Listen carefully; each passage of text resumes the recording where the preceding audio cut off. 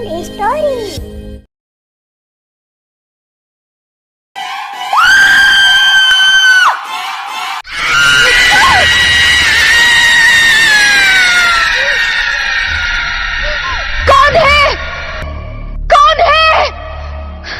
शहर से दूर एक सुनसान इलाके में एक पुरानी हवेली थी जिसे लोग भूतिया हवेली के नाम से जानते थे।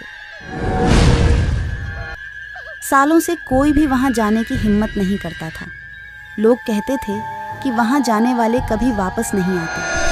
आशीष और उसकी दोस्त मीनू इस भूतिया हवेली के रहस्य की तहकीकात करना चाहते थे। एक दिन वे दोनों अपने कैमरा और रिकॉर्डिंग उपकरण लेकर हवेली की ओर रवाना हुए। शाम का समय था और सूरज डूबने वाला था। हवेली के पास पहुंचते ही उन्हें अजीब सी ठंड का एहसास हुआ, जबकि मौसम गर्म था। उन्हें नहीं पता था कि ये क्या हो रहा है। हवेली के अंदर घुसते ही उन्हें अजीब सी बदबू आई। दीवारों पर खून के धब्बे थे।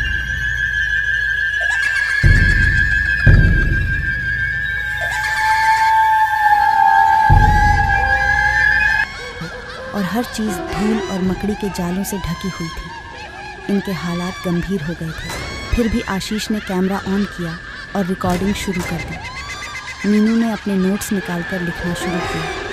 जैसे जैसे वे अंदर बढ़ते गए, हवेली और भी भयानक होती गई। दोनों कांप रहे थे।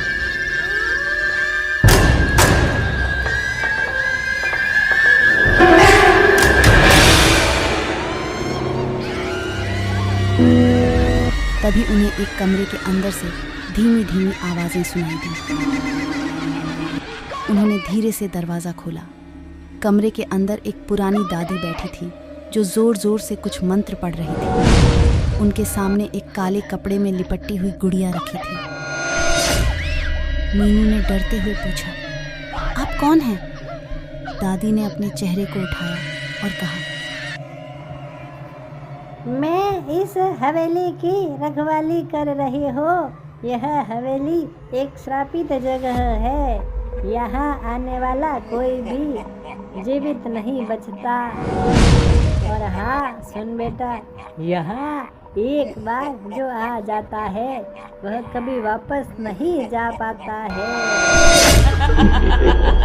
आशीष और मीनू घबराए हुए थे, लेकिन वे पीछे नहीं हटे। उन्होंने दादी से पूछा, ये सब कैसे हुआ? दादी ने कहना शुरू किया, सालों पहले इस हवेली में एक जादूगर रहता था। उसने काले जादू से हवेली पर कब्जा कर लिया था और यहाँ रहने वाले सभी लोगों को मार डाला। उसकी आत्माएं आज भी यहाँ भटक रही हैं।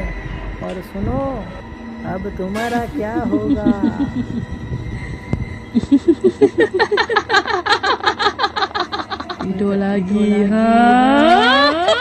तभी अचानक हवेली के हर कोने से चीखने की आवाजें आने लगी। दीवारों से खून बहने लगा और फर्श पर जलते हुए निशान दिखने लगे। इन दोनों की हवा टाइट हो गई थी। आशीष और मीनू ने भागने की कोशिश की, लेकिन दरवाज़ा बंद हो चुका था। वे दादी से मदद की गुहार लगाने लगे, लेकिन दादी खुद एक भूत बन चुकी थी। तभी एक भयानक छाया उनके सामने आई और उसने कहा,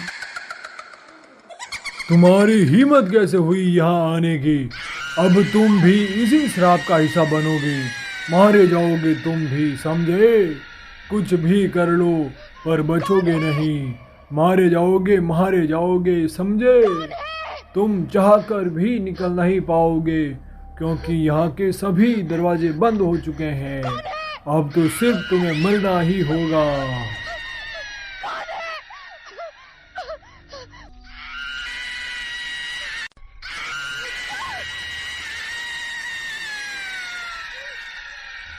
आशीष और मीनू चीखते हुए फर्श पर गिर गए। अगली सुबह पुलिस ने उन्हें बेहोशी की हालत में हवेली के बाहर पाया। जब वे होश में आए तो वे कुछ भी याद नहीं कर पा रहे थे।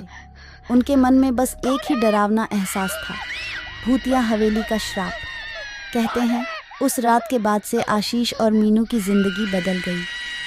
वे हमेशा डर के साए में जीते रहे और कभी भी उस हवेली के बारे में किसी से बात नहीं की। हवेली आज भी सुनसान पड़ी है, जहाँ रात के अंधेरे में भूतों की चीखें सुनाई देती हैं।